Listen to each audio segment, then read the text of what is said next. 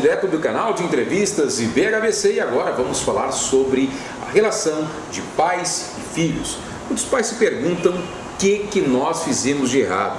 Às vezes você se doa tanto para o seu filho, tenta fazer de tudo, mas as coisas acabam não dando certo. E aí fica o questionamento: o que eu devo fazer? O que preciso fazer?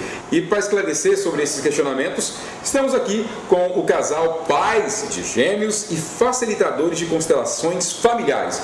O Décio, que é médico, e também a Wilma, que é enfermeira, com uma bagagem de mais de 15 mil horas em atendimento, nos workshops e treinamentos que promovem pelo Brasil, Portugal, México, Espanha, enfim. Sejam bem-vindos. Tudo bem? Tudo bem, muito obrigado mais uma vez.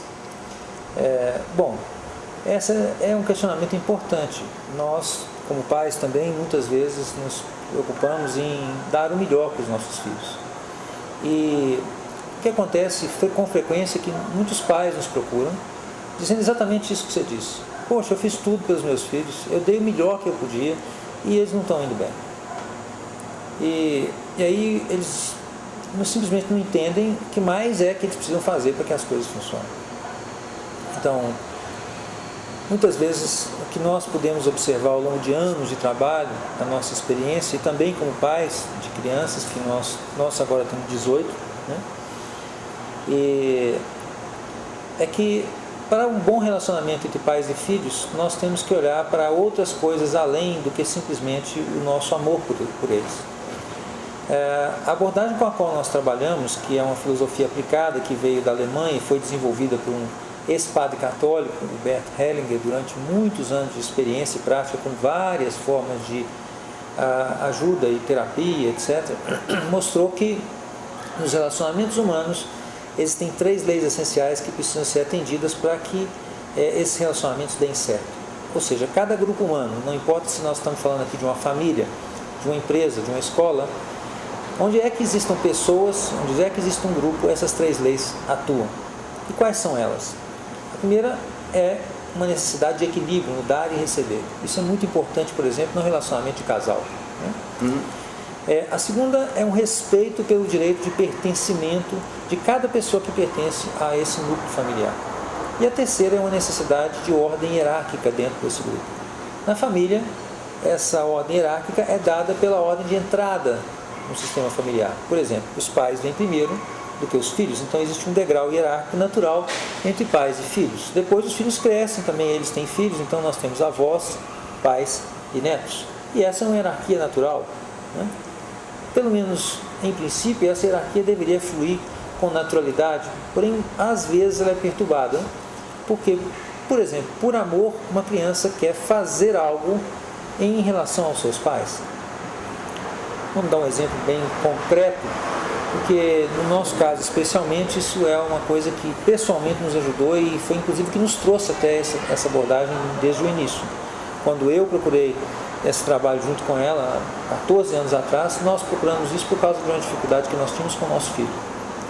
E foi exatamente porque nós obtivemos um resultado muito bom, a partir daí que nós decidimos estudar isso, nos aprofundar e depois viemos a trabalhar com essa abordagem. O que se mostrou lá, nessa situação onde nós passamos? Eu tinha uma dificuldade em respeitar a hierarquia em relação ao meu próprio pai. E depois o meu filho mostrava essa mesma dificuldade em relação a mim. Então, aí o que acontece é, quando essas leis são perturbadas, nós temos que encontrar um modo de recolocá-las no lugar. É muito frequente que uma criança queira assumir dentro do sistema familiar algo pelos pais. Vamos dar um exemplo assim comum. A mãe perde um irmão pequeno, quando ela ainda era criança, às vezes antes mesmo dela nascer. Então existe naquela família uma tristeza. Essa mãe sente-se triste pela falta desse irmãozinho que ela perdeu. A criança então, quando ela tem crianças, as crianças são extremamente perceptivas, não é verdade? Demais. Então elas chegam, às vezes a gente chega em casa, por exemplo, do trabalho, a gente brigou lá no serviço, a gente escondeu isso de todo mundo, ninguém está vendo, mas o filhinho olha para a gente e fala assim: papai, você não está bem hoje, né? O que aconteceu? Então a criança percebe isso com clareza. Essas nuances profundas as crianças percebem com clareza. E o que acontece então é que esse filho sente essa tristeza que a mãe tem, ele não sabe exatamente porquê, mas então ele resolve preencher esse espaço. Ele resolve, por exemplo, assumir a tristeza pela mãe. É como se ele dissesse no fundo do coração: querida mamãe, eu fico triste no teu lugar, assim você pode ficar um pouco melhor. Essas dinâmicas então profundas produzem uma série de distorções que frequentemente invertem essa hierarquia e causam perturbações na relação entre pais e filhos. O que nós podemos fazer aí é ajudar a esclarecer esse contexto, a identificar esses movimentos de falta, por exemplo, porque uma pessoa foi excluída, ou ajudar a restaurar essa hierarquia quando houve perturbações nela, e assim melhorar essas relações. Você falou sobre a questão do filho, às vezes, ter um problema de relacionamento contigo por conta do seu problema com o seu pai. Isso acontece por conta de uma convivência do seu filho, ver aquele seu problema com o seu pai, ou isso passa de forma, ou seja, vamos supor que seu filho não conheceu o avô, mas você tinha um problema muito grave com o seu avô, de relacionamento. Esse problema se passa mesmo assim? Sim, totalmente, porque em verdade nós temos muitas vezes a ilusão de que é preciso que a gente conheça algo para que essa coisa passe, né? Mas a verdade é que aqui agora, nesse momento, toda a minha vivência passada na minha família está presente em mim. Ou seja, a postura com a qual eu me relacionava com meu filho era um reflexo da postura com a qual eu me relacionava com meu próprio papai. Então, porque houveram muitas coisas na minha infância onde eu achava que eu era melhor do que ele, né, fez com que então eu tivesse uma certa postura. Essa postura me tornava autoritário em relação ao meu filho, o que é diferente de ter uma autoridade natural que flui de pai para filho. E logicamente ele se comportava de uma maneira bastante difícil. Às vezes era preciso bater nele para tomar um banho. Isso era difícil para mim, porque quando eu batia nele eu me sentia muito mal. Então eu queria encontrar desesperadamente uma solução para isso. E foi em busca disso que nós viemos parar nesse trabalho, e por causa do resultado maravilhoso que nós obtivemos com isso, nós resolvemos passar isso adiante. Como resolver o problema, por exemplo, essa mesma configuração que eu coloquei para você agora? Você disse que necessariamente a criança não precisa de vivenciar aquilo para ela receber esse problema. Você resolve o problema quando você tem o seu pai, se resolvendo com o seu pai e passando aquilo como exemplo para o seu filho. E se não tem o seu pai, como resolver esse problema com a criança? Sabe, os pais, na verdade, e eu não estou dizendo assim apenas metaforicamente, os pais nunca morrem para nós. Ou seja, enquanto eu existir, meu pai estará vivo em mim. Muitos dos nossos comportamentos são idênticos aos dos nossos pais. E então, isso significa que quando nós resolvemos esses aspectos em relação aos pais, então automaticamente resolvemos isso também em relação aos nossos filhos. Muitas vezes isso acontece desse jeito. Essa reconciliação ou essa recolocação de certos assuntos em ordem, isso pode ser feito com os pais vivos ou mortos. É uma ilusão, né, a gente imaginar que é preciso que a gente faça o ato em si, porque muitas vezes a pessoa faz um ato em si, mas ele não vem preenchido de coração. Quando você era pequeno e você brigava na escola, a professora chamava você e o seu coleguinha e falava assim: agora vocês abraçam aí e fazem as pazes. Não só na escola, em casa. Sim, não é? Isso também acontecia. Então você dizia assim: nossa, agora estamos de bem. Tá beleza. E estava mesmo? Claro que não. Claro evidente que não. Então, aí é que está o tchan da questão. Ou seja, quando nós mudamos essa postura de verdade no nosso coração, é que as coisas realmente mudam. Independente do fato de você ter ido lá e abraçado e feito aquela cena física. Aquela cena. Né? O que passa no nosso coração, essa reconciliação profunda, é ela que produz os resultados, que tem efeito real na realidade, principalmente nas relações. Então, quando eu consigo fazer esse movimento em relação ao meu pai, vivo ou morto, isso tem um efeito tangível, concreto, visível e muitas vezes rápido na minha relação com os meus filhos.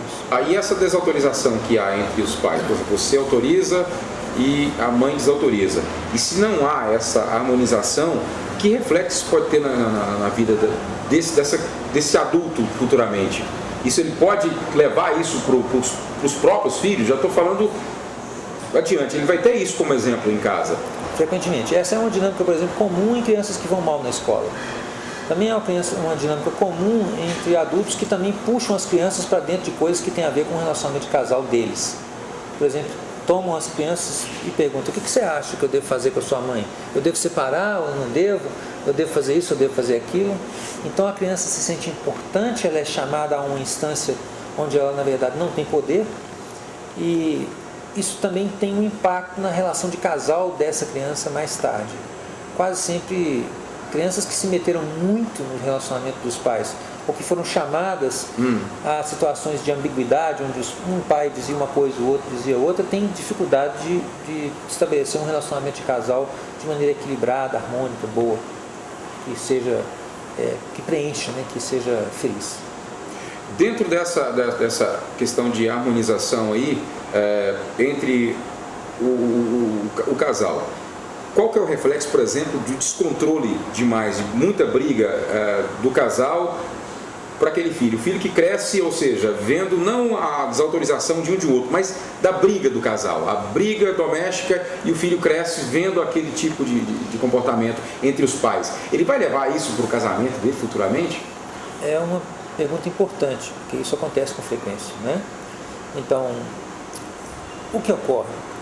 Os pais vêm de famílias diferentes, eles têm ideias diferentes acerca do que eles devem fazer e muitas vezes precisam negociar certas posições aqui na relação de casal.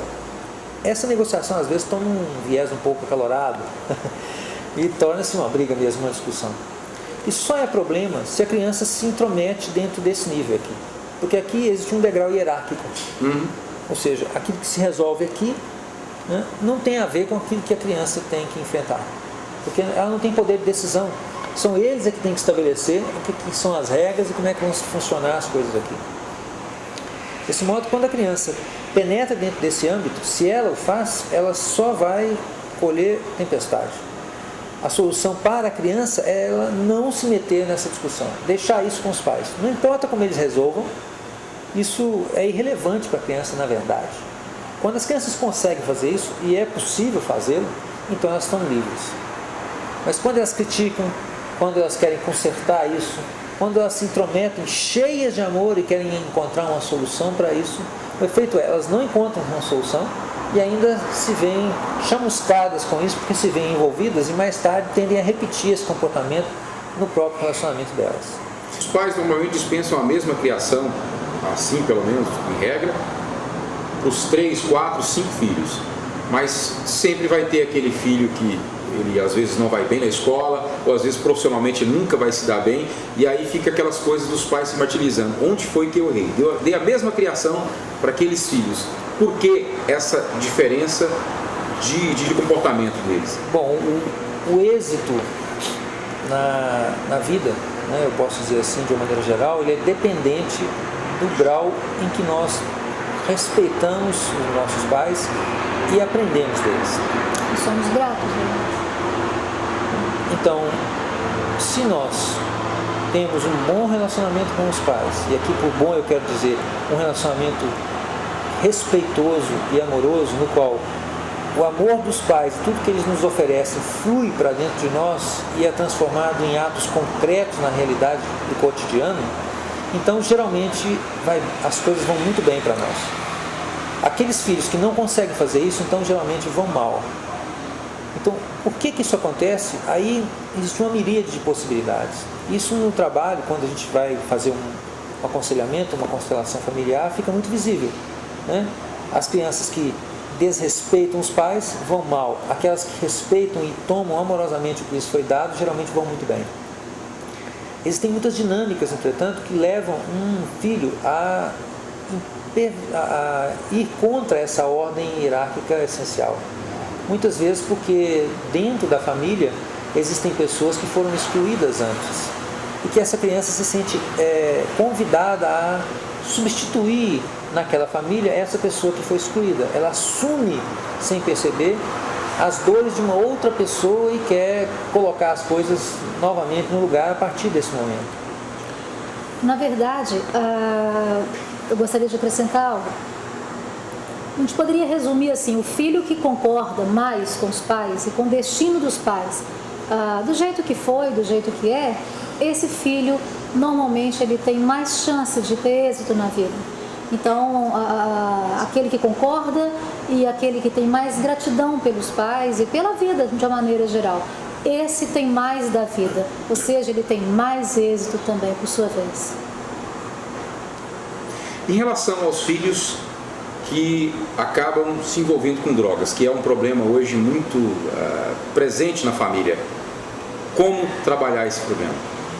Bom, primeiramente é preciso compreender que a questão das drogas é um processo muito complexo, que envolve ações de esferas muito variadas, né? No tocante à família e onde isso pode ser feito do ponto de vista da família, nós temos algo a dizer muito importante aí, que as dinâmicas mais comuns que levam a essas questões que envolvem drogadição estão frequentemente ligadas ou à exclusão de uma pessoa importante dentro do núcleo familiar, que geralmente tem conexões num contexto anterior, por exemplo, uma pessoa que morreu antes, que está excluída e esquecida, ao qual a criança se sente conectada com um amor muito profundo e deseja seguir. Outras vezes porque um dos parceiros exclui o outro. Normalmente o pai é excluído. Então, os pais se separam, ou mesmo que eles estejam presentes, existe uma desvalorização do parceiro pelo outro. Não se alegram mais um com o outro. Além deles não se alegrarem um com o outro, um quer, digamos assim, colocar o outro para fora. Como se dissesse para a criança, sabe, meu filho, aquilo que o seu pai faz não é bom o bastante. Então a criança se alia secretamente àquele que foi denegrido, humilhado e excluído, e tende a espiar por tudo que se faz ali. Por exemplo, tende às vezes a replicar o comportamento que é criticado. Então essas são as dinâmicas mais comuns que nós observamos em usuários de droga. Então, o que os pais podem fazer para ajudar esse filho que está nas drogas? Bom, isso vai depender, em primeiro lugar, de qual é a dinâmica que atua dentro desse sistema. Então, primeiro nós temos que compreender o que está acontecendo nessa família. Para isso, as constelações familiares são efetivamente uma ferramenta muito útil. Elas deslindam se o problema em questão é um problema de ordem ou de pertencimento, ou seja, o que está atuando aí. Mas vamos tomar uma situação hipotética, né? Um exemplo que nós vivenciamos há algum tempo atrás, onde um pai nos procurou porque o filho estava usando drogas.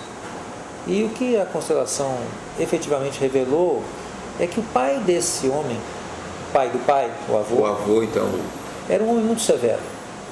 E o pai, em questão que nos procurou, tinha sérias críticas em relação ao próprio pai. Ele achava que o pai era muito severo. Então ele tomou uma decisão lá atrás de que ele seria um pai excessivamente moderno e que levaria as coisas com excesso de diálogo. E não pontuava os limites, ele negociava os limites a cada vez. Então o que nós observamos nesse caso é a falta dessa firmeza do pai, do avô no caso, para o pai atual. Ou seja, quando ele conseguiu tomar um pouco dessa firmeza do papai dele, ele conseguiu ser um pouco mais firme na colocação dos limites para o próprio filho. E isso ajudou o menino a resolver a sua própria questão. Faltava aí essa firmeza. Então nós podemos perceber que isso vai depender, segundo cada caso, o que acontece na dinâmica familiar dessa família que permite ou facilita que a criança caminhe em direção às drogas. Vale dizer que eu digo aqui criança para qualquer filho, de 0 a 50 anos. Inclusive, sobre isso, eu queria até falar contigo sobre isso em relação a esses filhos. Vamos supor, tem 40 anos, ainda continua aquela criançona lá em casa, ainda não seguiu o seu rumo, continua ali na asa dos pais, enfim. O que fazer efetivamente para fazer com que os filhos sigam a sua vida, para que eles sigam em frente? Bom, como eu expliquei a respeito das 3 leis, né? Aqui na relação de pais e filhos, a lei predominante é a hierarquia, a ordem. Essa ordem implica num fluxo natural do dar e receber entre as gerações. Ou seja, os pais dão algo para os filhos que os filhos jamais vão poder, em tempo algum, retribuir totalmente para os seus próprios pais. Eles não conseguem equilibrar isso. Ou seja, eu imagino que se a gente fosse dar uma imagem, a relação de dar e receber entre pais e filhos é mais ou menos como um rio e caminha e de repente cai numa cascata. E então chega no lago. Então aí os pais são essa cascata e os filhos são esse lago. Esse fluxo muitas vezes é perturbado porque os filhos querem fazer algo de volta dos pais. Por exemplo, se preocupam excessivamente com os pais ou acham que eles são melhores do que os pais a ponto de querer reeducá-los. Então aí eles se ocupam, por exemplo, dos pais. A gente vê isso às vezes com filhos maiores que, mesmo podendo seguir sua vida, ainda permanecem em casa e estão ali interferindo na relação de casal dos pais, para os quais eles se consideram os interlocutores perfeitos. Isso prende esse filho e faz com que ele não consiga ir. Então, o que os pais podem fazer para que os filhos sigam bem? Em primeiro lugar, eles têm que deixar essa ordem clara. Por exemplo, não permitindo de jeito nenhum que as crianças interfiram em coisas que não são da sua alçada, por exemplo, no seu próprio relacionamento de casal. Em segundo lugar, ajudando a criança a olhar na direção que ela tem que olhar, ou seja, para frente. Então, isso é muito importante. E quando a criança consegue fazer isso, quando os pais conseguem ajudar essa criança a olhar para frente, então esse fluxo se reestabelece. Sim. É importante essa questão porque quando a criança, quando o filho consegue então compreender e ficar no lugar dele de pequeno, né, em relação aos pais que são grandes, então nós costumamos dizer, né, então quando ele aprende a ser pequeno, somente então ele consegue virar para frente e ser grande lá na frente, ou seja, seguir livre.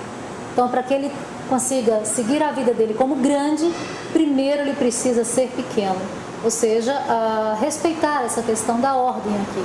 E se eles querem fazer pelos pais algo que eles não podem fazer, porque os pais são grandes demais em relação a ele, aquilo que os pais talvez precisem, eles não podem dar. Os pais só podem, por exemplo, pegar com seus próprios pais. Então eles deixam isso com os pais e olham para frente. Aí eles conseguem então ser grandes lá. Tem uma frase muito bonita que diz: o mar é sempre cheio porque ele se coloca abaixo das montanhas e dos rios. Por isso ele está sempre cheio, pleno e grande. Eu queria demais agradecer a participação de vocês e nós ficamos por aqui. Até a próxima entrevista. Tchau, tchau.